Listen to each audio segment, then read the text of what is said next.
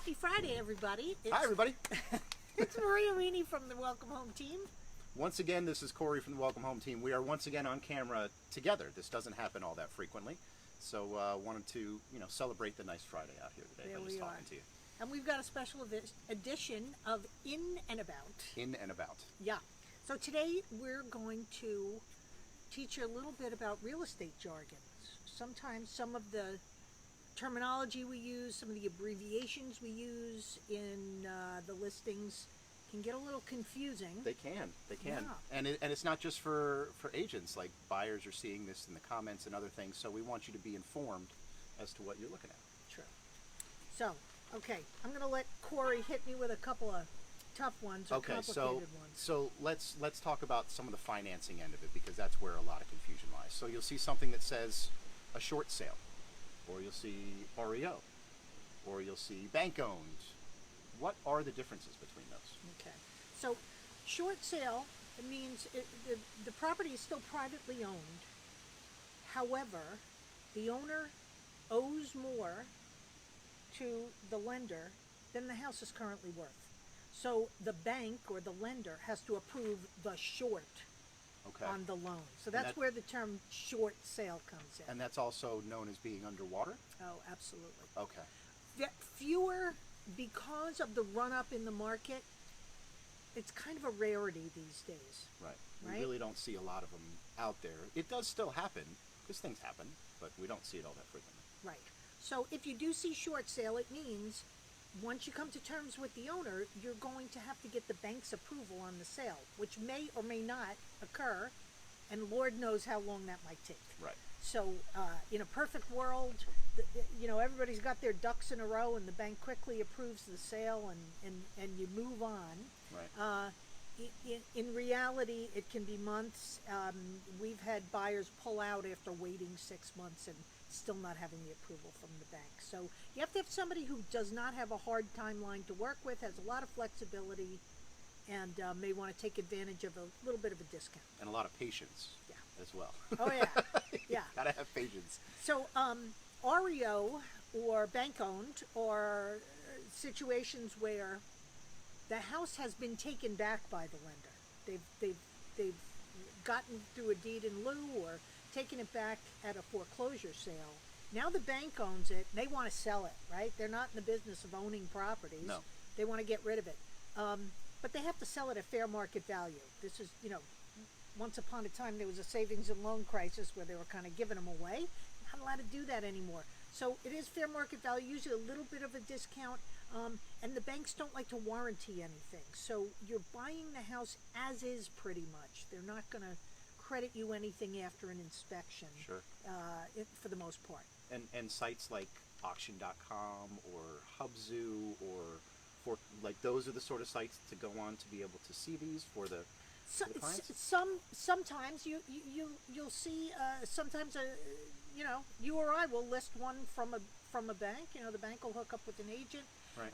Some of the auction sites will have, and you got to read the fine print, right? You have to register on a certain date and submit documents electronically in order to bid on a property. Some of them are reoffered through government agencies, if you will, for homeowners for a period of time before the market opens up to an investor. Yep. So you have to look carefully at those things. Call your agent or call Cory. Call me. And he'll do the research for you. And Homepath is another one I just thought of, and it actually has that first look timeline, because myself and my wife bought one that was through Homepath. It was a foreclosed property, and there was a certain amount of time where it was only going to be an owner-occupied situation versus an investment standpoint. So, I know how that works, and we've been through that. So. Super. Yeah. Super. So a guy with boots on the ground experience. Exactly. With that. Been through that. Yeah. Did you ask me about foreclosure? Foreclosure. Foreclosure just means federally you're 120 days delinquent in a payment. New Jersey is a judicial foreclosure state, which means the lender has to do a whole bunch of stuff before they can actually bring the property to the sheriff's sale. right? So it's a long process. You can look it up online if you really want to put yourself to sleep.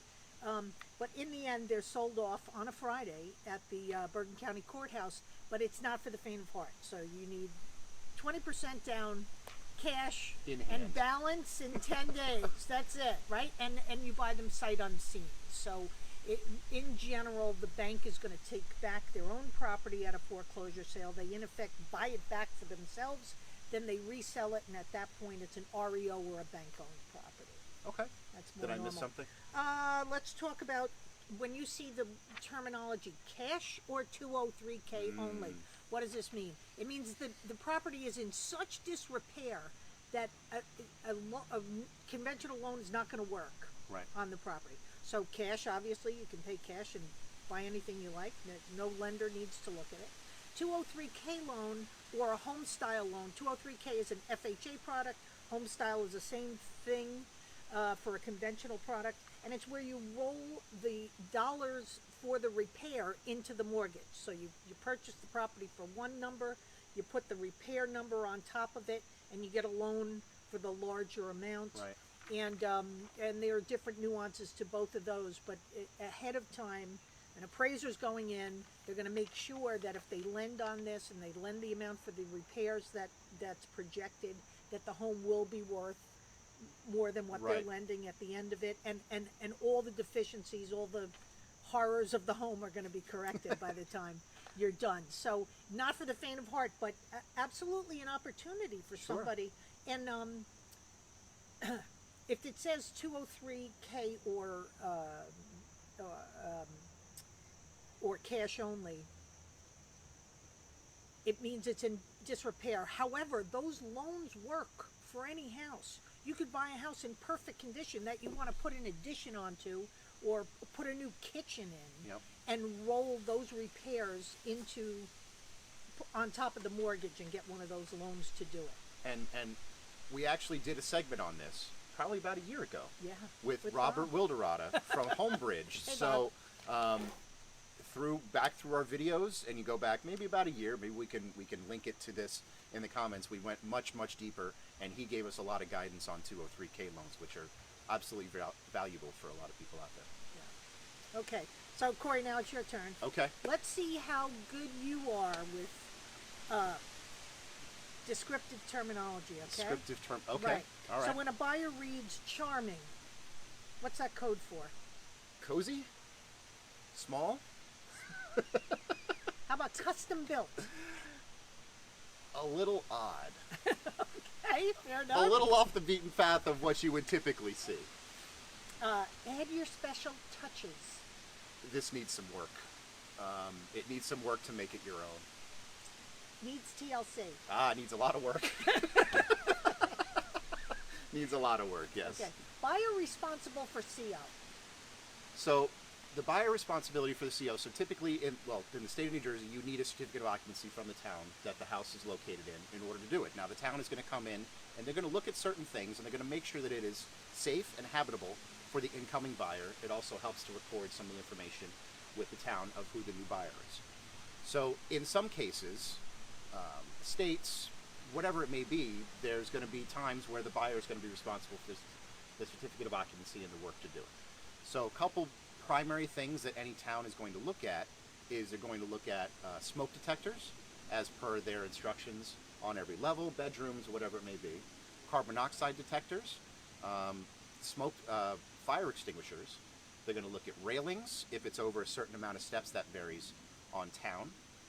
They're going to look at sidewalks in some cases because that's obviously in the public interest and the buyer's interest to have those there so that it doesn't create any sort of problems down the line.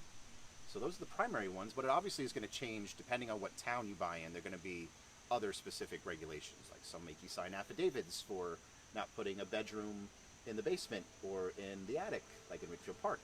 You know, all of them have their nuances, but it's there. The CO process is there to protect the incoming buyer. So when it says buyer responsible for CO, that could mean a lot of things depending on what town the buyer's buying in. Sure, right? and you have to think about the responsibility of the monetary responsibility. So one of the parts of a CO is they're going to look to see if there's any work that's been done since the last time this home was bought. And if that work needed a permit, and if it was done, if the permit was pulled and done correctly. If that permit is still open, they will not grant you a certificate of occupancy. Therefore, if the buyer takes on that responsibility to do the CO, that means that the buyer has to then work to have those permits closed out, Right. which could be expensive, depending on what it is or how long ago it is. You know, it could be an additional expense. Right. So bottom line is, ordinarily the seller's responsible for the CO. That's Yeah. the general rule of thumb. If you see anything like that, you want to look carefully about what that might entail for you if you're buying that home. Yep. Okay, rapid fire test All right, here we go. all right. EIK, Eat-in kitchen, MEIK. modern eat-in kitchen, What's the difference? dishwasher. There you go. If it has a dishwasher, it's considered a modern eat-in kitchen versus a standard eat-in kitchen. Now, an eat-in kitchen obviously is just a larger, it might or might not have a dining room. It very well could still have a dining room, but the kitchen is large enough and doesn't have a space with cabinets in order for you to have a small eat-in area. There you go. SOT. This one got me for a while. I didn't know what it was. Shower over tub. So you can have a shower with a shower stall and a shower head. You can have a tub with a spout, or you can have a shower over tub, which is a shower head that goes into a tub setup. Very, very common across the board, but looking at it, it doesn't jump out at you as that's what that means. Yeah, exactly. I think you have to be older to appreciate that one. FDR. FDR, not the president. Formal dining room. There you go. SGD. Sliding glass door. And FPL. Fireplace. Beautiful. Ding, ding, ding. There you got go. 100%. It could be any type of fireplace, working, non-working, whatever it may be. All right. So, thanks. You did a great job. Thank you. Okay. I hope I'm getting better as an agent here and learning. So, and this is all for you, by the way, so that we know all this information. We can help translate anything that you see on a listing. From a buyer's perspective, that's what we're here to do and here to help. We're trying not to confuse you, but a lot of it is just shorthand for trying to get as much information in there as possible. Okay. So, if you've got questions about what you're reading on a listing, Call Cory. there you go. I'll be happy to help you. All right. Thanks, everybody. Have a great weekend. Thanks. Bye, guys.